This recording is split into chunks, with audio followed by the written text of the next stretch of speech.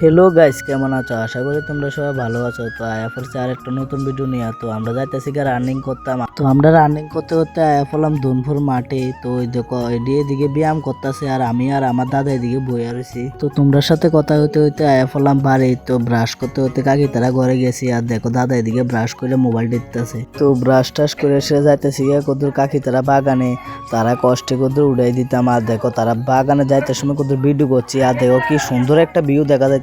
তো তোমরা লগে কথা হইতে হইতে তারা বাগানে আয়া পড়ছি। তো আমি এদিকে কষ উড়াইতেছি। তো কষ্ট উড়ে এসে আয়া পড়ছি বাড়ি। তো ওই দেখো দিদি আইসে আমরা বাড়িতে আজকে। তো বিকালে দাদা যাইতেছে গা আগরতলা। তো আমরা সবাই কদুর আজ্ঞা দিতেছি। তো লগে আমার দাদাও যাইতেছে। তো বিকালে কদুর দাদা তারা বাড়ির পাশে আইসি। তো তারা কালী মন্দিরটার মধ্যে আইসি কদুর একটা ভিডিও করতাম। তো তোমরা কালকে এই ভিডিওটা পাইয়া লাইবা। তো কটা ভিডিও ক্লিপ নিয়ে এসে আয়া পড়ছে মাঠে আর দেখো মাঠে আইসি কি বাতাস। তো এদিকে সবাই খেলতেছে।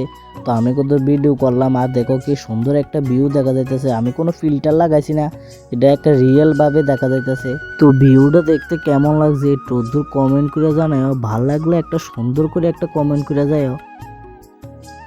তো রাত্রে একটা দাদা তারা বাড়িতে আয়া পড়ছে ফুজাত কলকি নারায়ণ ফুজা। তো ঠিক আছে ভাই, তোমরা সাথে দেখা হইতেছে নেক্সট একটা ভিডিও নিয়ে।